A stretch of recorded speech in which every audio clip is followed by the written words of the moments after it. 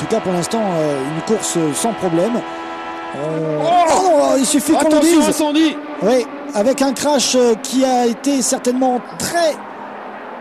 Oh là là, c'est Ryan Briscoe. Oh là là, avec et Victor Merat, non? Non, c'est Alex Baron ou Carpentier. Et Briscoe a une voiture en miettes. Hein. Attention, avec un gros incendie à la clé. Ah non, mais il y a une troisième voiture aussi impliquée dans cette histoire.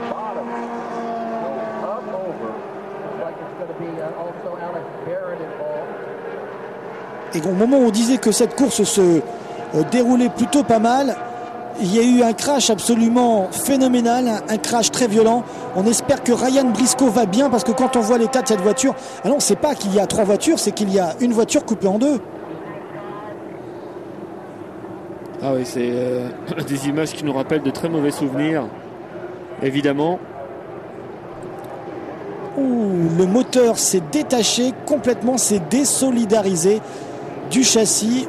Écoutez, pour vous dire, on est un petit peu là sous le choc, encore certainement moins que les pilotes. Il y a bien 3 voitures, puisqu'il y a bien c'est Matsuura, je crois. C'est Matsuura qui est là. Et certainement Thomas Ryan Briscoe qui essayait de remonter a dû certainement percuter l'un de ses pilotes, et à ces vitesses-là, bien sûr, les crashs sont impressionnants et très dangereux. Pour être franc avec vous, nous sommes un peu inquiets pour Ryan Briscoe, parce que évidemment le réalisateur ne s'attarde pas sur la cage de sécurité, la cage de survie du pilote, ce qui n'est pas toujours bon signe. Et la voiture détruite. Peut-être un petit ralenti pour nous montrer ce qui s'est vraiment passé. L'attaque. Ah, là, le contact à droite. Oh là là. Alors c'est la voiture a décollé et a tout simplement explosé au moment où elle est retombée sur le mur extérieur. Alors là, on est en train de revivre l'accident de Kenny Brack il y a 2 ans au Texas.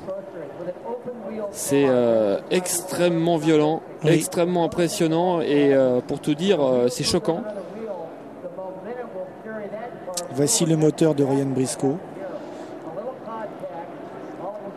Alors évidemment, les barrières de sécurité ont fait leur rôle pour éviter que les débris, mais à cet endroit du circuit, il n'y a pas de spectateurs, donc on va revoir ça avec Scott Dixon.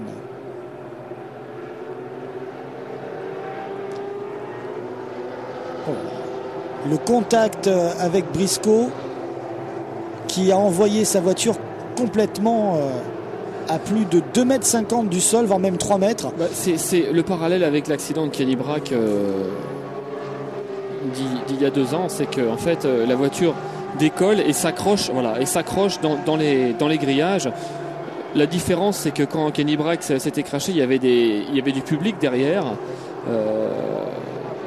Et là, il n'y a pas de tribune, mais on n'a pas vraiment de mots là pour exprimer un petit peu l'inquiétude que l'on ressent au vu de ces différentes images. Vous pensez bien qu'on est comme vous, on découvre un peu ce qui se passe. Écoutez, on commence à avoir des images de la cellule de sécurité où Briscoe doit être actuellement, où on s'affaire autour donc de lui. On espère qu'il va bien.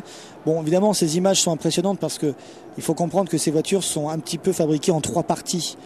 On a la partie donc du baquet du pilote, qui est une cage de sécurité qui est à elle seule une partie de la voiture. C'est une coque extrêmement résistante normalement, et c'est ce qui a sauvé la vie à Kenny Brack. Voilà. Et puis il y a la partie avant et la partie arrière, tout simplement. La partie arrière avec le moteur et la partie avant, bien sûr. Voilà, ça c'est la partie qui s'est, je pense, accrochée.